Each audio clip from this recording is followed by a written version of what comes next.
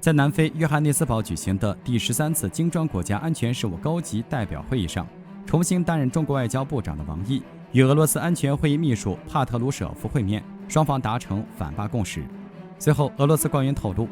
俄罗斯总统普京将于10月份访问中国。王毅在金砖会议上表示，中方愿与俄方进一步加强战略沟通，增强战略互信，深化“一带一路”倡议与欧亚经济联盟对接，增进双边协调合作。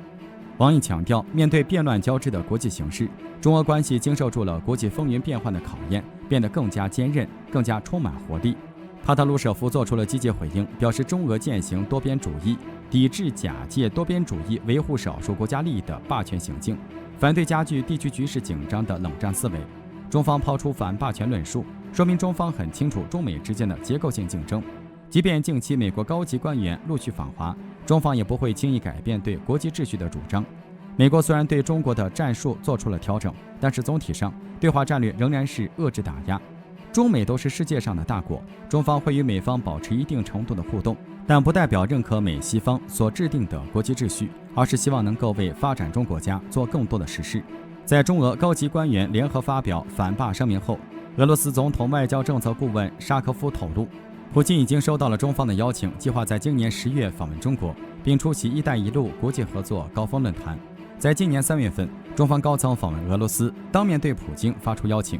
此次普京回访有利于中俄关系进一步提升，中俄发展合作关系不针对第三国，也不受到第三国影响。前几天，中国和俄罗斯的舰队还在日本海举行了海上联合军事演习，并在演习中击沉了敌舰。虽然中俄军演不针对第三国，但是日韩自己做了亏心事，自顾自地担惊受怕起来。尤其是美方要求日韩全面对抗中国，美国自己却寻求与中方合作，让日韩感到很不是滋味。尤其是在美国商务部长雷蒙多也表态计划在近期访问中国时，日韩对华态度悄然发生了变化。日前，日本外长林芳正在新闻发布会上表示，在东盟外长会期间，他与中方达成共识，同意恢复3国高层会谈。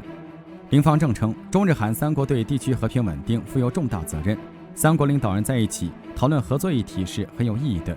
林芳正认为，虽然中日之间存在一些分歧，在日本排放核污水等事上闹得不愉快，但中方仍然期望能够举行中日韩峰会。中方已经在东盟外长会上发出了提议，日本也将中方的意向转达给了韩国。由于种种原因，中日韩峰会已经停办了4年。在过去的几年里，日本和韩国配合美国恶化政策，试图在经济和科技领域围堵中国。中方已经多次对日韩发出警告，不要盲目跟随美国，伤害本国利益。但是日韩不知反省，不仅在半导体出口方面对华设限，甚至还试图插手台湾问题。在中方反制之后，日韩也尝到了苦头。中国秉持着合作共赢的态度与周边国家交往，日韩如果真的想要与中方讨论合作问题，就应该先拿出诚意，而不是当面一套背后一套。